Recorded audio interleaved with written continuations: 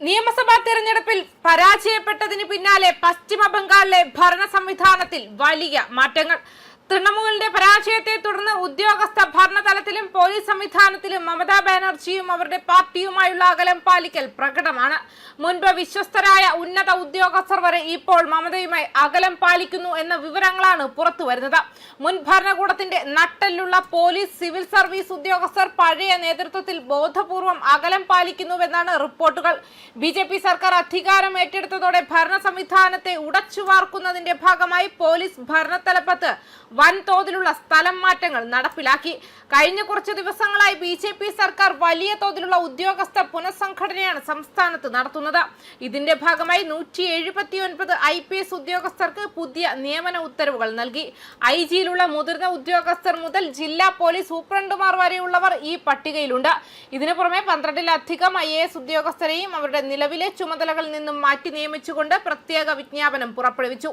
ഇതിനൊപ്പം മമതയുടെ ഏറ്റവും അടുത്ത വിശ്വസ്തരായി കരുതപ്പെട്ടിരുന്ന ഉന്നത ഉദ്യോഗസ്ഥരുടെ നിലപാടുകളിലുണ്ടായ മാറ്റവും വലിയ ചർച്ചയായിട്ടുണ്ട്. മമത തന്നെ കൊൽക്കത്ത പോലീസ് കമ്മീഷണറായി നിയമിച്ചിരുന്ന ഉദ്യോഗസ്ഥൻ ഇപ്പോൾ CID തലവനായി അവർക്കെതിരെ കേസ് അന്വേഷിക്കുകയാണ്. മമത ഡൽഹിയിലായിരുന്ന സമയത്ത് വസതിയിലും പാർട്ടി ഓഫീസുകളിലും CID റെയ്ഡുകൾ നടത്തിയതും ഉദ്യോഗസ്ഥ തലത്തിൽ ഈ മാറ്റത്തിന്റെ സൂചനയായി.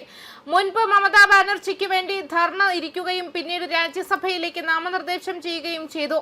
മുൻ പോലീസ് കമ്മീഷണർ രാജീവ് കുമാർ പൊതുരംഗത്ത് നിന്നും പൂർണ്ണമായും അപ്രത്യക്ഷനായിരിക്കുകയാണ്. മമതയുടെ പരാജയത്തിന് പിന്നാലെ അദ്ദേഹത്തിന്റെ ഈ നിശബ്ദത ഏറെ ശ്രദ്ധേയമാണ്.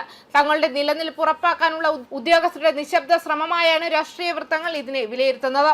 അതേസമയം പശ്ചിമ ബംഗാൾ നിയമസഭാ തെരഞ്ഞെടുപ്പിലെ തിരിച്ചടിക്ക് പിന്നാലെ തൃണമൂൽ കോൺഗ്രസിൽ പ്രതിസന്ധികൾ അവസാനിക്കാത്ത സാഹചര്യത്തിൽ പാർട്ടിയുടെ രാജ്യസഭാ MP ആയ പ്രകാശ് ടിക് ബരാഗ് ഇന്ന് തന്റെ MP സ്ഥാനം രാജിവെച്ചുവെന്ന വിവരങ്ങളും പുറത്തു വന്നിരുന്നു.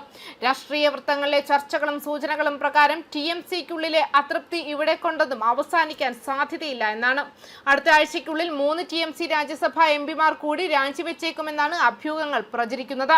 ഈ അഭ്യൂഹങ്ങൾ സത്യമായാൽ പാർലമെന്റിൽ മമതാ ബാനർജിയുടെ പാർട്ടിയുടെ സ്വാധീനം ഇനിയും താഴേക്ക് പതിക്കും. നിലവിൽ ഈ രാജികൾക്ക് പിന്നിലെ കൃത്യമായ കാരണങ്ങൾ ആരും വെളിപ്പെടുത്തിയിട്ടില്ല. എങ്കിലും തൃണമൂൽ കോൺഗ്രസിനുള്ളിൽ വർദ്ധിച്ചുവന്ന അഭിപ്രായ വ്യത്യാസങ്ങളുടെയും അതൃപ്തിയുടെയും ലക്ഷണമായാണ് പ്രതിപക്ഷ പാർട്ടികൾ ഇതിനെ കാണുന്നത്. തൃണമൂൽ കോൺഗ്രസ് അധ്യക്ഷ മമതാ ബാനർജിയുടെ പാർട്ടിയിലുള്ള സ്വാധീനം ദുർബലമായിക്കൊണ്ടിരിക്കുകയാണ്. 61 MLAമാർ വിമത നേതാവ് ഋതബ്രത ബാനർജിക്ക് പിന്തുണ നൽകിയതിന് പിന്നാലെ കലാപം ഇപ്പോൾ പാർലമെന്റിലേക്കും വ്യാപിച്ചു. മമതയുടെ വിശ്വസ്ത സഹായി സുഖേന്ദു ശേഖർ റോയ് രാജ്യസഭയിൽ നിന്നും രാജിവെച്ച് ഒരാഴ്ച കഴിഞ്ഞപ്പോൾ ബുധനാഴ്ച സുസ്മിതാ ദേവും ഉപരിസഭയിൽ നിന്നും രാജിവെച്ചത് മമത ക്യാമ്പിന് മറ്റൊരു തിരിച്ചടിയായി. മുൻപ് അസമിലെ സിൽച്ചാറിൽ നിന്നുള്ള കോൺഗ്രസ് ലോക്സഭാ MP ആയിരുന്ന സുസ്മിതാ ദേവ് 2019 തോൽവിക്ക് ശേഷം പാർട്ടി വിട്ട് 2021 തൃണമൂൽ കോൺഗ്രസിൽ ചേരുകയായിരുന്നു. പാർട്ടിയുടെ ദേശീയ വക്താവായി അവർ വളരെ വേഗത്തിൽ ഉയർന്നു വന്നു. പിന്നീട് രാജ്യസഭയിലും എത്തി. സുസ്മിതാ ദേവ് BJPയിൽ ചേരാൻ സാധ്യതയുണ്ടെന്നാണ് സൂചനകൾ. രാജിക്ക് പിന്നാലെ അവർ അസം മുഖ്യമന്ത്രി ഹിമന്ത ബിശ്വ ശർമ്മയുമായി ചർച്ച നടത്തിയിരുന്നു. ന്യൂസ് ഡെസ്ക് കർമ്മ ന്യൂസ്.